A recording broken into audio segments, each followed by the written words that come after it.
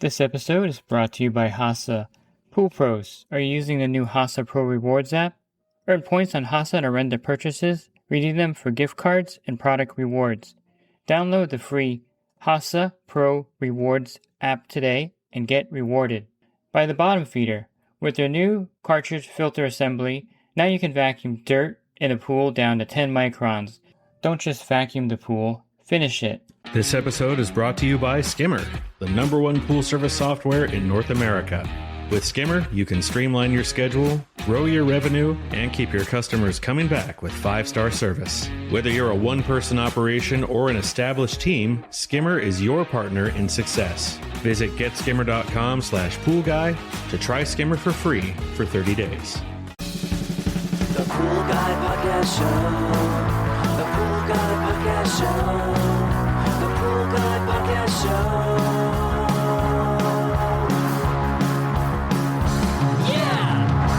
Hi, welcome to the Pool Guy Podcast Show.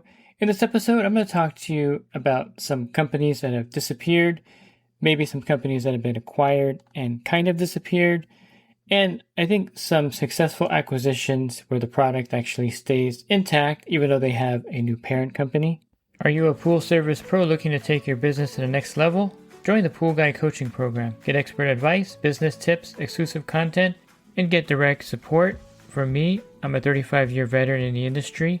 Whether you're starting out or scaling up, I've got the tools to help you succeed. Learn more at swimmingpoollearning.com. And like in any business, there's going to be sales and acquisition. There's also going to be failures in the industry. I think the biggest failure was the acquisition of Fin by by Hayward. Pentair's off the hook on this one. Hayward actually bought the Fin. And the Fin, I think they bought it for like, I don't know, I'm trying to think, but 25 to 50 million. It was like a huge acquisition. And right away, Hayward's advertisement for the Fin was, this is going to replace the pool service professional.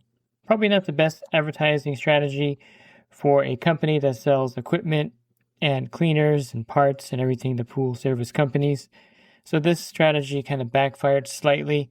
Besides that, the Fin was really limited in the readings that it took in the pool. This was a floating smart monitor. It's a great concept, but it just did ORP and pH, and you would scan in a test strip, and it would give you the other information. So it wasn't like this device did, free chlorine, total chlorine, pH, alkalinity, cyanuric acid, and then gave you dosing recommendations. It basically was just a smart water monitor for ORP and for the pH and for the temperature, and then every week or so you would scan in a test strip. The problem with the Fin is there was a couple of problems with the Fin.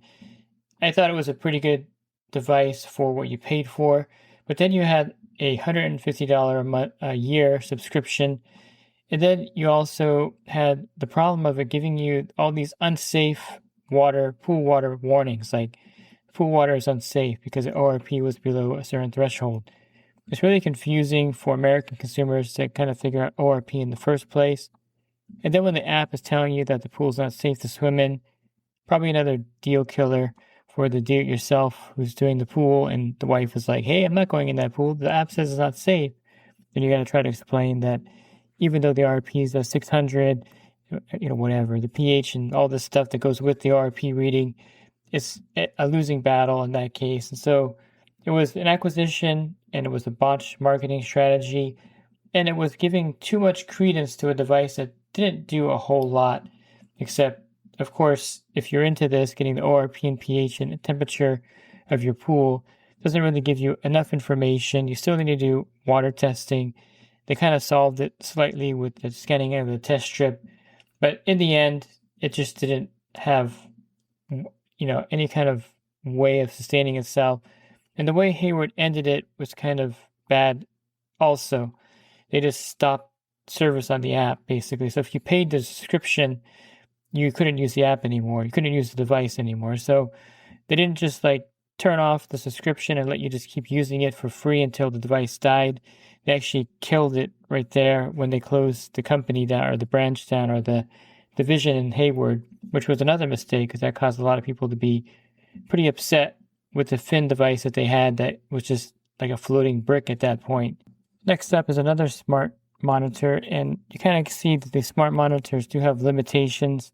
And this one was a Sutro. Now, this is one that I really liked, and this is one that I thought would survive in the market because it used reagents from Lamont, which is already a plus, and it did your free chlorine, pH, and your alkalinity, and the water temperature, of course. So it actually gave you a decent set of readings that you can actually rely on to balance the pool water to some extent. No cyanuric acid, no calcium hardness, but these parameters are good enough in most cases for the baseline readings. And, if you had a pool service and you had 60 of these in the pools, you can get a good idea of, the free chlorine, pH, and alkalinity. There was a few drawbacks, though, to expand it to like what they wanted to make it. Like they wanted to make it like a pro kind of thing where pool service providers can have these in their customers' pool and get readings, but the reagents only lasted 30 days. You had to go in there and take it out. And so the calibration process to put the reagents in would take you, like 5 or 10 minutes at each one. This would add up to a lot of time. So anytime you saved would be lost in like putting the cartridge in and resetting everything, calibrating it. So that was one issue. The other issue is that the unit itself was pretty expensive. And then there was a subscription for the cartridge. I think it was like, I don't know, it depends on what subscription you had, but there was a fee you paid every month to get that new cartridge sent to you. So it's one of those things where, the pool season is short and there's no need to be checking all these readings in some cases in, the Northwest or Northeast, I should say, where you close your pools down. So you lose half your market. And I think one thing that these companies don't realize is that with such a seasonal business and with a limited amount of pools and people interested in your product, you really have to price it and sell it correctly so that it sustains an industry where like half the pools shut down or half the pools close every season and you lose a lot of your customer base. So I would say the main thing that killed the Sutro was the price point and the fact that people would just stop ordering cartridges during the winter time. I don't think there was a way to actually stop that as far as I can remember. And so they would just get cartridges delivered and they weren't using them. So it's one of those things where the smart monitor is a good idea, but there are some user interfaces or ease of use that the Fin and the Sutro lacked. Now the Fin technically is not totally off the market. There's the crystal water monitor, which is the person that came up with the Fin.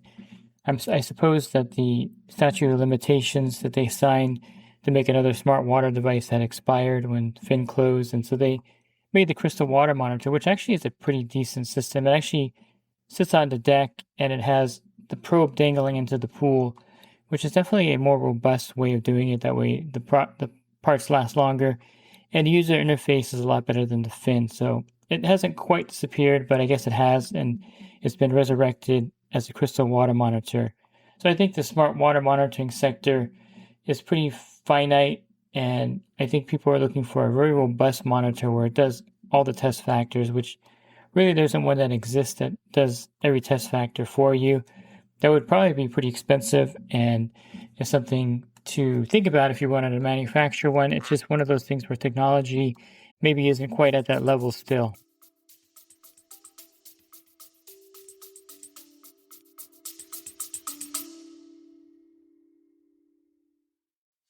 And the Pool Guy Podcast Show has teamed up with UPA to bring you affordable, reliable liability insurance starting at just $64 a month. Get up to $2 million in coverage, and the members of my coaching group get an even lower rate. Protect your business and your peace of mind. Sign up with UPA today by clicking the link in the podcast description. One of my favorite products that kind of just disappeared off the market was the Skim Doctor 2.0. Now this was a device that went on top of the skimmer basket. It had these kind of gates on there, and this would increase the velocity of the skimmer. And this was the only product that I've used out there that actually worked effectively. And it seemed like sales were going well and they had a robust market, but I don't know what happened with the ownership or with the way they were marketing it.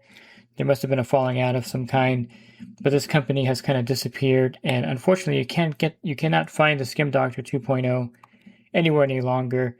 To me, I thought it was a very well designed product and it actually did what it said it did. But again, sometimes these small companies unless they get bought out by a bigger company, don't have the resources to survive. It could have been the tariffs. It could have been the getting the stuff coming from overseas here properly. Who knows what it is, but that does happen. Another small company that had a product that kind of disappeared, but kind of was absorbed into other companies was the Solar Breeze. Now, the Solar Breeze was the first real solar skimmer that worked. There was a couple that came out at the same time. The Skim Devil that went under, and there was another one, I can't remember what it was. But again, these small companies are hard to sustain. So the problem that happened with the Solar Breeze is that they kind of mutated their Solar Breeze into what was called the aerial cleaner. And the first batch of aerial cleaners had some new technology. I had one. I was beta testing it, and it just stopped charging after like 3 days of cloudiness. It wouldn't recharge again. And then it also had some software issues or whatever. So that was not working. And then they bought the SkimBot, or I think they had the SkimBot. Somehow they got that one as well. And that one worked really well, except that the water feature would turn off the SkimBot with the little button on top. It would get water hitting it, and it would turn off. And it was a really well-designed solar surface cleaner as well. So I think what ultimately happened is that the aerial, it was too much of a change from the Solar Breeze. And at that very moment, all the solar surface cleaners from overseas were hitting the market. The Apier, the Beta, all these were coming out. So there was a lot of competition for aerial Solar Breeze. They couldn't keep up with the competition, with the price point. And they eventually sold the SkimBot name to Fluidra, which is now what was the aerial is now part of Fluidra, Polaris, and then the SkimBot was sold to Maytronics or Dolphin, and it's not called the SkimBot. I forgot what it's called. So it kind of morphed a little bit. So they're actually still around. The aerial is still around, sold by Fluidra under the SkimBot name, which is confusing. And then the actual SkimBot that had the propellers on the side is owned by Maytronics and is sold under a different name there. It's one of those things where, again, a good idea, maybe some poor implementation and competition really squeezing you out of the market. And I would say that the original Solar Breeze was a really good product, except that you couldn't repair them. You had to send them into the factory to get them rebuilt, which was kind of a bummer because it'd be great if you could just repair them on the spot and get them working again. And they had a few fail points as well. But overall, it was a really effective solar surface cleaner, in my opinion. But I think, again, competition and maybe a poor marketing strategy really hurt the company, and they're no longer selling under the parent name, but they did sell their products to other companies, so the actual product lives on. Some stranger acquisitions that kind of killed the product would be Fluidra purchasing custom molded products, the CMP salt cell. CMP actually bought the salt cell from another company, or bought the design of it. I forgot the name of the other company, but anyway, this was the salt cell that had the clear case, that had the little stick, plastic stick, and you would use that stick to clean the salt cell plates and not have to use muriatic acid. These are really good salt systems, by the way. They were robust. They worked really well. They had, of course, there was a defect with the cord at one point where it was dripping from the cord going into the salt cell. But every company has a little bit of a defect here and there in manufacturing. Overall, the CMP salt cells were extremely popular, and they were, I don't know if they were affecting the other salt companies, Penter, Hayward, and Jandy. But Fluidra purchased this company. Everyone thought they're going to rebrand it to the True Clear CMP salt cell, or the CMP True Clear cell. Put it out there with the Jandy tag on there and really take over the salt cell market. What actually really happened to this product is that they kind of discontinued the salt system entirely. You can still buy replacement cells, but you can't buy the consumer power unit and cell complete unit and install it anymore. So effectively, for whatever reason, I'm not part of internally what they were thinking or why they did this, but the CMP salt cell system that was very robust and very popular with pool pros was bought and then pretty much discontinued within a year of the purchase by Fluidra. Leslie's Pool Supply had their version of it forgot what it was called, but they had their version of the CMP salt cell that was really popular as well. So this is what kind of happened to that one. So that one's disappeared. That one has disappeared from the market for an entirely different reason. Now, some acquisitions that I think went well, and the way that they should be done is that Pentair bought Pleatco, and everyone was assuming that they're going to incorporate the Pleatco salt cells, the Pleatco cartridges into their cartridges and kind of just kill the brand and, do away with it, kind of like what Fluidra did with CMP, although they didn't use the technology or incorporate it. The good thing about Pentair taking Pleatco is it's being run like a separate company still, and which is good. And I don't know if Pentair has developed more technology with the Pleatco, because Pleatco was really innovative with technology and making innovations, but they haven't discontinued the Pleatco name, and it's still operating like a separate entity basically.